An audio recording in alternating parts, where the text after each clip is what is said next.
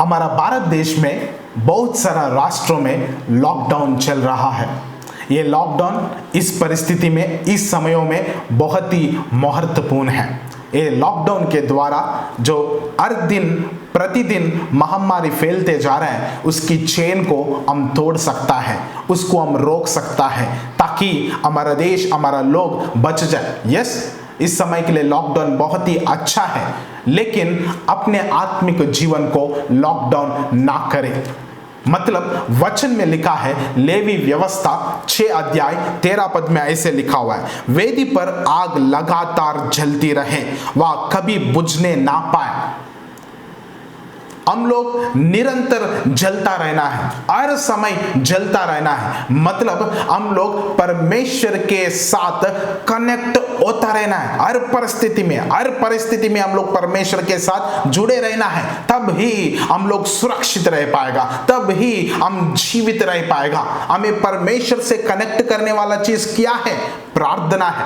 Levy व्यवस्था 6 अध्याय 13 पद यही कहता है, वेदी पर आग नहीं बुझना। मतलब हमारा आत्मिक जीवन में प्रार्थना कमी नहीं होना, प्रार्थना खत्म नहीं होना। आज की इस परिस्थिति को देखते हुए बहुत सारा लोगों का जीवन में प्रार्थना कम होते जा रहा है, विश्वास में कम होते जा रहा है। मगर मैं आपको परमेश्वर की वचन के द्वारा उत्साहित करता हूं, ये समयों में और भी ज्यादा प्रार्थना करने का जरूरत है, और भी ज्यादा परमेश्वर से लिपट के रहने का जरूरत है। क्यों? प्रार्थना एक ऐसा चीज है, आपका जीवन में सुरक्षा लेके आता है। हर परिस्थिति में आपके चारों ओर बाड़ा बांधता है। प्रार्थना को उतना सामर्थ्य है। क्यों? क्योंकि जब कभी आप प्रार्थना में प्रभु यीशु नसरी का नाम से प्रार्थना करता है, उस समय में परमेश्वर का उपस्थिति आप जिस जगह में प्रार्थना करता है उस जगह में उतर के आएगा। हालेलुया।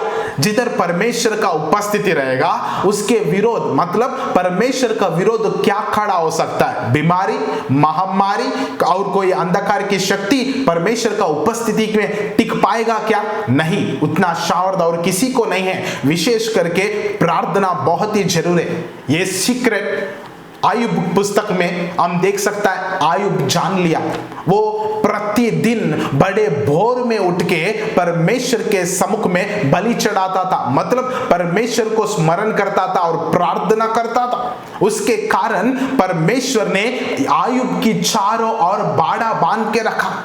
प्रार्थना की मतलब हमारा चारों ओर बाड़ा बांधना, हमारा चारों ओर शहरपना को बांधना। ये जीवन, ये प्रार्थना की जीवन हमें सभी के अंदर में रहना। कई लोग प्रार्थना की मतलब उनको अटेंडेंस के जैसा है।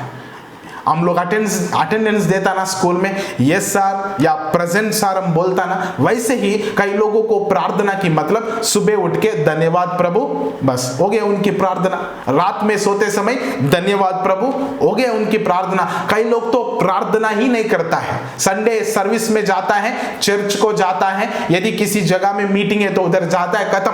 उसके बाद उनके जीवन में प्रार्थना नहीं रहता है। ये प्रार्थना एक्सपीरियंस या प्रार्थना की अनुभव आपका जीवन में नहीं है, तो मैं आपको बोलना चाहता हूं, आपका जीवन में वो आशीषों को आप देख नहीं पाएगा जो परमेश्वर आपके लिए रखा है, और वो शांति को आप महसूस नहीं कर पाएगा जो परमेश्वर आपके लिए दिया है, और वो सुरक्षा को आप अनुभव नहीं कर पाएगा जो परमेश्वर आपके चारों ओर बांधता है। तो इसीलिए मैं आज आपको क्या कहना चाहता हूं, परमेश्वर के वचन के द्वारा याद देता हूं।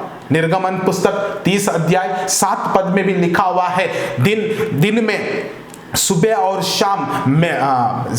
शाम मिलाप वाले तंबू में दिया जलता रहना। मतलब सुबह और शाम प्रार्थना चलता रहना। एक आत्मिक व्यक्ति उनके आत्मिक जीवन में प्रार्थना करना है। मतलब ये प्रार्थना ही आपको जलाता है, मतलब परमेश्वर के सम्मुख में खड़ा करता है और परमेश्वर के साथ कनेक्ट करता है। जिस व्यक्ति के जीवन में प्रार्थना रहता है, उसके अंदर में भय नहीं रहता है।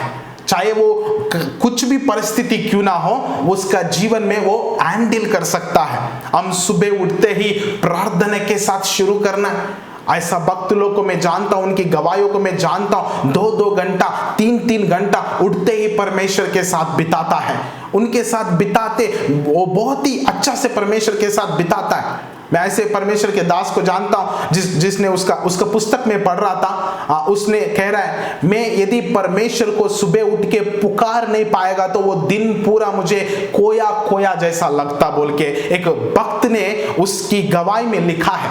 यस, जिस दिन हम परमेश्वर के साथ ज्यादा नहीं बिताता या परमेश्वर के साथ हम लोग हमारा दिन को नहीं शुरू करता है, वो दिन पूरा कोया जैसा लगता है और उस दिन में कुछ किया तो भी अच्छा महसूस नहीं होता है। प्रार्थना आप लोगों को आपका दिन में जितने चीजों को आप फेस करेगा उन सारा चीजों के ऊपर आपको जीत हासिल करने का शक्ति देगा। प्रार्थना बहुत ही जरूरत है, विशेष करके इस परिस्थिति हमें बहुत अच्छा से समझाता है प्रार्थना करना कितना महत्वपूर्ण है। यस, प्रार्थना एक ऐसा चीज है आपका आत्मिक जीवन को लॉकडाउन नहीं करेगा। यदि आपका आत्मिक जीवन में लॉकडाउन हो गया तो समझ लीजिए आप नॉकडाउन हो जाएगा, मतलब आपकी आत्मिक जीवन बुझ जाएगा, परमेश्वर के ऊपर प्रेम ठंडा हो जाएगा और आप परमेश्वर से दूर हो जाएगा और बहुत सारा परिस्थिति या कलेश में आप गिरना पड़ेगा। यस, प्रार्थना बहुत ही जरूरत है और प्रार्थना आपको बचा के रखेगा हर परिस्थिति में, हर समय में। हालेलुया। आइए मैं आपके लिए प्रार्थना करना चाहता हूं। परमेश्वर पिता, मैं धन्यवाद करता हूं इस समय के लिए, विशेष करके पिता प्रभु जितने लोग पिता परमेश्वर ये बातों को सुन रहा है उनके अंदर में प्रार्थना करने का आग को जलाओ खुदा प्रभु। दिन प्रतिदिन निरंतर हर परिस्थिति में प्रार्थना करने का शक्ति उनको दे बोल के मैं प्रार्थना करता हूं खुदावन। धन्यवाद पिता सारे बातों के लिए, ये प्रार्थना मांगता हूं प्रभु यीशु नसरी का नाम से, आमीन। Thank you so much, God bless you.